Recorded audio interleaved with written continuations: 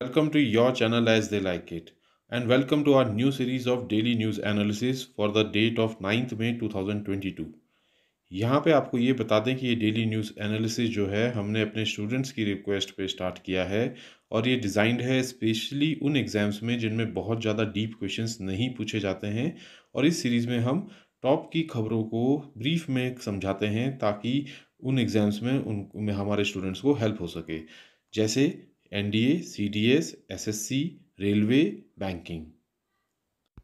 तो आज का पहला टॉपिक है हु आर हट्टीज। हट्टीज कौन है? सेंट्रल गवर्नमेंट ने कहा है कि वो हिमाचल प्रदेश गवर्नमेंट की रिक्वेस्ट को फेवरेबली कंसिडर करेगी रिगार्डिंग हट्टी कम्युनिटी को इंक्लूड करना है लिस्ट ऑफ शेड्यूल्ड ट्राइब्स में। आपको यहाँ पे बता दें कि हट्टी कम्युनिटी जो है एक 3 लाख लोगों की स्ट्रॉन्ग कम्युनिटी है, जो कि ज़्यादातर प्रेजेंट है सिरमौर और शिमला रीजन में। और उन्होंने ये थ्रेटन भी किया था कि अगर उनको एसटी कम्युनिटी में शामिल नहीं किया गया तो बॉयकॉट करेंगे पोल्स का। यहाँ पे आपको ये भी पता होना चाहिए कि हिमाचल प्रदेश में इस साल आखिर में असेंबली इलेक्शंस हैं, इसलिए ये एक पॉलिटिकली मोटिवेटेड मूव लगता है। हाटीज़ जो हैं ये एक स्ट्रॉन्ग कम्युनिटी है हिमाचल प्रदेश में, जो उगाते हैं home grown vegetables, crops, meets, और उसको बाद में हाट्स यानी कि मार्केट्स में बेचते हैं, इसीलिए इनका नाम हाटी पड़ा है। और ये गवर्न होते हैं, अपनी एक ट्रेडिशनल काउंसिल है इनकी जिसका नाम होता है कुंबली, वही इनको गवर्न करती है, जैसे कि खाप्स करती हैं हरियाणा में।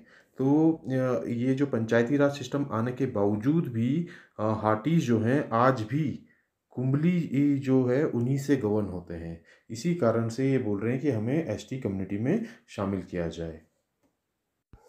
आइए देखते हैं नेक्स्ट टॉपिक से रिलेटेड क्वेश्चंस कैसे आ सकते हैं आपके एग्जाम में, कि एग्रीकल्चर कमोडिटीज़ का एक्सपोर्ट कैसे रहा 2021-22 में, इंपोर्ट कैसे रहा एग्रीकल्चर कमोडिटीज़ का, ट्रेड डेफिसिट कैसे रहा एग्रीकल्चर का, और एग्रीकल्चर कमोडिटी कौन सी है जिसको सबसे ज़्यादा एक्सपोर्ट किया गया 2021-22 में। एग्रीकल्चर के ट्रेड स्टैटिस्टिक्स जो हैं वो रिलीज़ किए गए हैं, जिसमें बताया गया है कि एग्रीकल्चर एक्सपोर्ट जो है 50 बिलियन क्रॉस कर गया 2021-22 को। इसकी वैल्यू रही 50.3 बिलियन, जो कि बहुत ज़्यादा वैल्यू थी। और जो इंपोर्ट्स हैं वो भी 32.4 बिलियन रहे हैं। ये जो है पहली बार ऐसा रिकॉर्ड एक्सपोर्ट हो पाया है एग्रीकल्चर कमोडिटीज़ का। इससे पहले जो रिकॉर्ड था वो 2013-14 में था और उसके उस समय एक्सपोर्ट रहे थे 43.3 बिलियन। एक बार दोबारा से बता दें, इस बार एग्रीकल्चर के एक्सपोर्ट्स जो हैं उन्होंने रिकॉर्ड बनाया है ऑफ 50.3 बिलियन। यह आपके एग्जाम में पूछा जा सकता है, ये बहुत इंपॉर्टेंट है।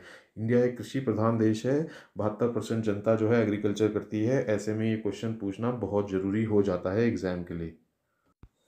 विद इन एग्रीकल्चर कमोडिटीज़ बात करें तो सबसे ज़्यादा एक्सपोर्ट रहा है मरीन प्रोडक्ट्स का, जिनकी वैल्यू रही है 7.8 बिलियन डॉलर्स 2021-22 में।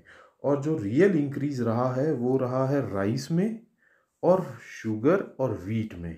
ये बहुत इंपॉर्टेंट बात है, इन सब ने अपने पहले के एक्सपोर्ट रिकॉर्ड्स को ब्रेक किया है। और इस बार जो है टोटल जो शिपमेंट हुई है राइस की वो रही है 21 मिलियन और वीट की रही है 7.8 मिलियन। नेक्स्ट टॉपिक जो क्वेश्चंस कवर करेगा वो क्वेश्चंस ऐसे हो सकते हैं कि वर्ल्ड रेड क्रॉस डे कब सेलिब्रेट किया जाता है, क्या थीम था वर्ल्ड रेड क्रॉस डे 2022 का। 8 मई को वर्ल्ड रेड क्रॉस डे मनाया गया कंट्री में, इंटरनेशनली इनफैक्ट मनाया गया।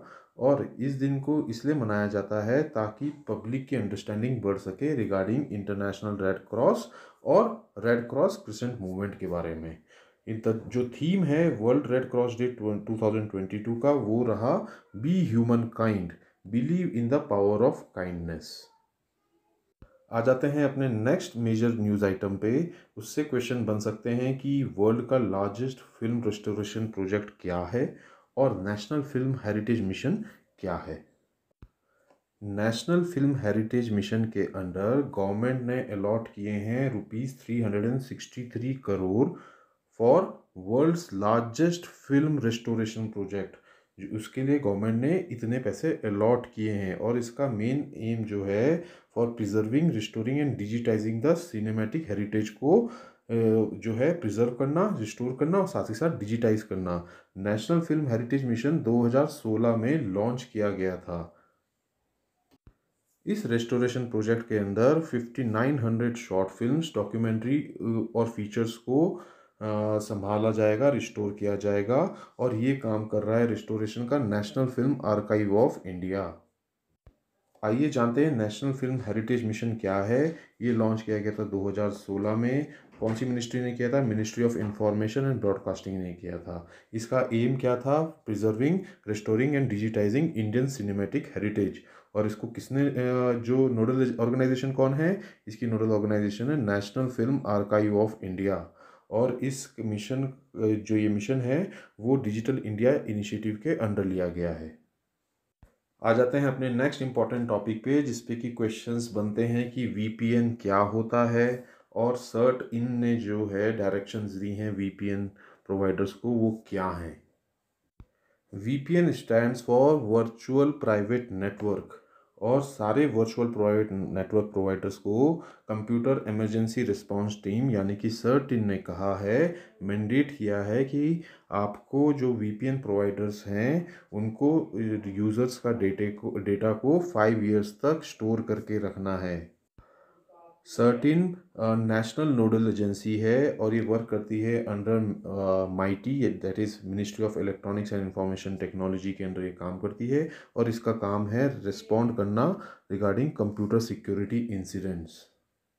आइए जान लेते हैं कि वीपीएन क्या है। VPN stands for virtual private network. जैसा आपको बताया था, ये एक एनक्रिप्टेड कनेक्शन है ओवर द इंटरनेट और ये किस किस के बीच में कनेक्शन है? Device to network. और ये क्या करता है? It helps users to hide their browsing history, उनको छुपाने में, इंटरनेट प्रोटोकॉल एड्रेस छुपाने में और geographical location as well as their web activities जो है उसको छुपाने में हेल्प करता है। बेसिकली लोगों की प्राइवेसी को ये मेंटेन करता है।